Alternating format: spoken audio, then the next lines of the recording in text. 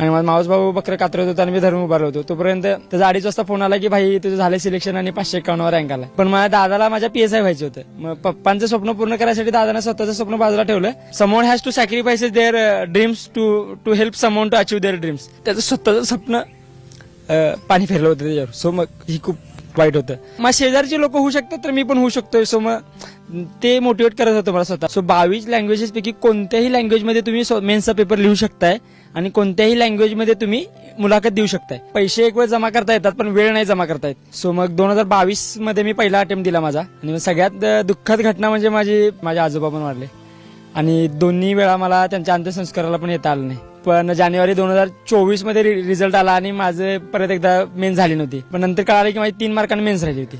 सगळ्यात दुःखद म्हणजे हेच की फक्त 1 महिनाच राहिलाय आणि त्या 1 महिन्यामध्ये UPSC सारख्या इंटरव्ह्यूची तयारी करायचं ते एक हरक्युलस टास्क होता माझ्यासाठी. So interview